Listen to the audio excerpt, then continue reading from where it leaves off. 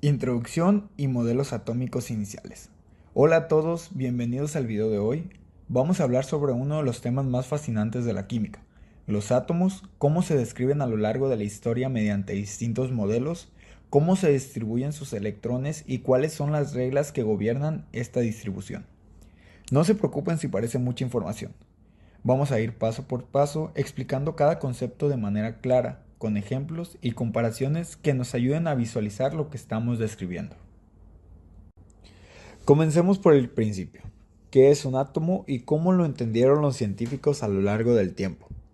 El primer modelo formal del átomo lo propuso John Dalton a principios del siglo XIX.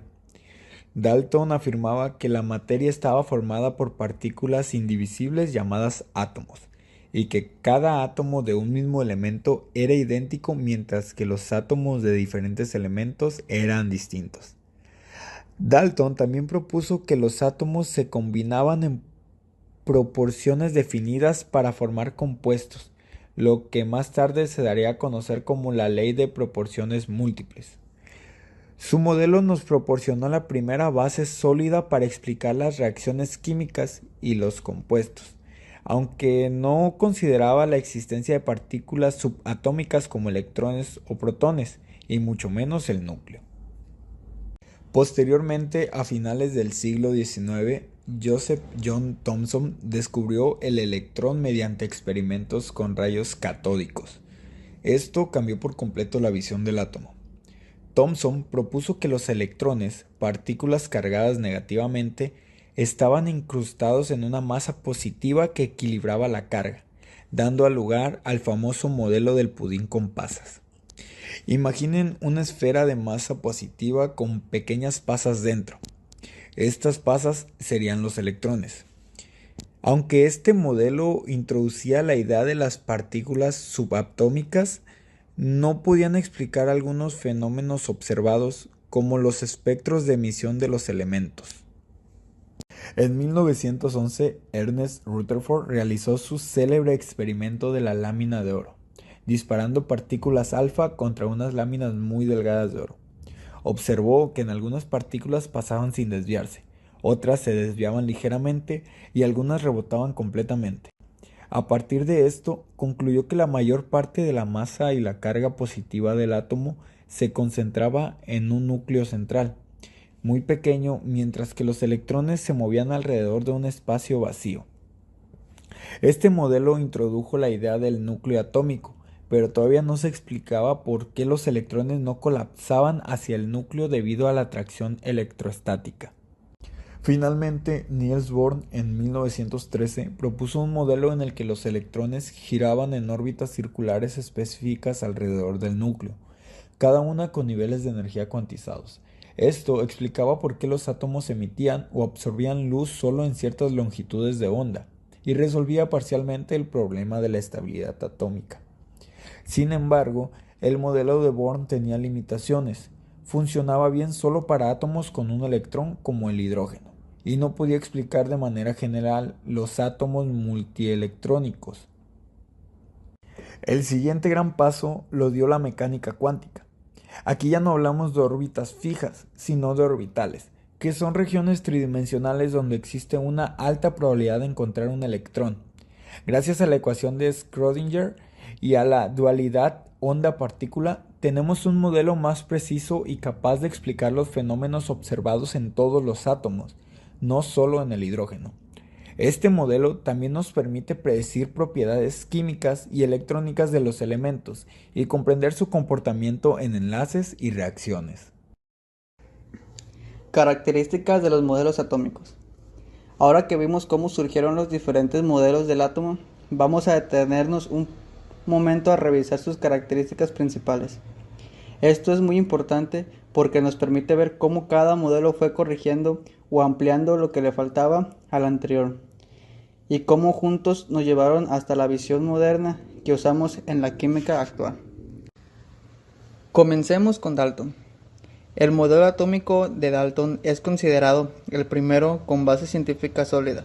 Su principal característica es que afirmaba que los átomos eran indivisibles e indestructibles. Según él, todos los átomos de un mismo elemento eran idénticos en masa y propiedades, mientras que los átomos de distintos elementos eran diferentes. Además, decía que los compuestos se formaban cuando los átomos de distinto elemento se combinaban en proporciones fijas. Esto explicaba leyes como la ley de la conservación de la masa o la ley de las proporciones definidas. Aunque hoy sabemos que los átomos sí se pueden dividir en partículas más pequeñas. Dalton sentó las bases de la teoría atómica moderna. Pasemos ahora a Thomson. Cuando él descubre el electrón, cambia completamente la visión de Dalton. Su modelo, conocido como el pudín con pasas, proponía que el átomo era una esfera de carga positiva en la que los electrones estaban incrustados como pequeñas partículas negativas. La gran característica de este modelo era que por primera vez introducía partículas subatómicas. El átomo dejaba de ser indivisible y se convertía en algo más complejo. Sin embargo, este modelo tenía un problema. No podía explicar los espectros de emisión de los átomos, es decir, esas líneas de colores que se observan cuando un elemento se calienta o se descarga eléctricamente. Luego aparece el modelo de Rutherford, con su famoso experimento de la lámina de oro. Él descubre que el átomo tiene un núcleo central pequeño, denso y con carga positiva, y que la mayor parte del átomo es un espacio vacío. A partir de ese experimento, el modelo de Rutherford tiene como característica principal que ya no se imagina a un átomo como una esfera uniforme, sino como un sistema planetario en miniatura. El núcleo en el centro y los electrones girando a su alrededor. Aunque este modelo es mucho más realista que el de Thomson, tenía un problema. Según las leyes de la física clásica, los electrones que giran alrededor del núcleo deberían perder energía y caer sobre él, lo cual no ocurre en la realidad. Por eso surge el modelo de Bohr, que corrige esa falla. La característica central del modelo de Bohr es que introduce el concepto de niveles de energía cuantizados, es decir, los electrones no podían girar en cualquier órbita, sino solo en aquellas permitidas que tenían una energía definida. Cuando un electrón saltaba de un nivel a otro, absorbía o emitía una energía en forma de luz. Esto explicaba perfectamente los espectros atómicos, al menos en el caso del hidrógeno y en otros átomos con un solo electrón. El modelo de Bohr fue revolucionario porque éste introdujo la idea de la cuantización de la energía dentro de la estructura atómica. Finalmente, llegamos al modelo actual, el modelo mecánico cuántico del átomo. Este modelo ya no habla de órbitas circulares como Bohr, sino de orbitales, que son regiones tridimensionales donde hay una alta probabilidad de encontrar un electrón. Este modelo se basa en la ecuación de Schrödinger y en principios de la mecánica cuántica, como la dualidad onda-partícula. Sus características principales son que los electrones se describen mediante funciones de onda, que la energía de los electrones está cuantizada en subniveles más complejos y que la posición exacta de un electrón no puede conocerse, solo la probabilidad de encontrarlo en cierta dirección del espacio. En resumen, las características de cada modelo fueron un paso adelante. Dalton nos dio los átomos indivisibles y las leyes de la química. Thomson añadió los electrones y un átomo con equilibrio de cargas. Rutherford introdujo el núcleo y el espacio del vacío. Bohr trajo los niveles de energía cuantizados. Y la mecánica cuántica agregó la noción de orbitales y función de onda, con una visión probabilística. Si lo llegamos a pensar, es como una escalera. Cada modelo fue un peldaño que nos llevó más arriba en el conocimiento del átomo. Ninguno fue inútil y todos aportaron algo. Incluso hoy, aunque usamos el modelo cuántico, todavía explicamos fenómenos simples usando el modelo de Bohr, porque es más fácil de entenderlo en ciertos contextos. Y Dalton, aunque se equivocó en los átomos, sigue siendo fundamental para la explicación de leyes ponderales.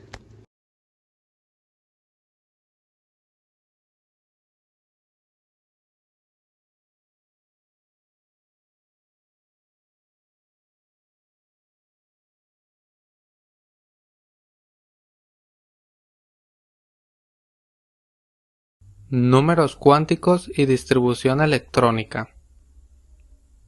Ahora que tenemos claro qué es un átomo y cómo evolucionaron los modelos, vamos a ver cómo se distribuyen los electrones dentro del átomo, y aquí entran los números cuánticos. Cada electrón tiene un conjunto único de 4 números cuánticos que definen su nivel de energía, la forma del orbital, la orientación en el espacio y el spin. El número cuántico principal, n, indica el nivel de energía y la distancia promedio del electrón al núcleo. La forma del orbital influye directamente en la manera en que los electrones interactúan con otros átomos y cómo se forman los enlaces químicos. El número cuántico magnético, m, indica la orientación del orbital en el espacio. Por ejemplo, si L es igual a 1, o sea, un orbital p, los valores posibles para m son de -1, 0 o +1, que corresponden a los orbitales px, py y pz. Esto nos permite representar los electrones en 3 dimensiones, lo cual es crucial para entender la geometría de las moléculas y la forma de los enlaces. Por ejemplo, los electrones del nivel 1 están mucho más cerca del núcleo que los del nivel 3. A medida que n aumenta, los electrones se encuentran más alejados y poseen más energía. Esto explica por qué los electrones externos son más fáciles de remover en reacciones químicas, como la formación de iones positivos. El número cuántico azimutal, L, define la forma del orbital. Si L es igual a 0, tenemos un orbital S, que es esférico.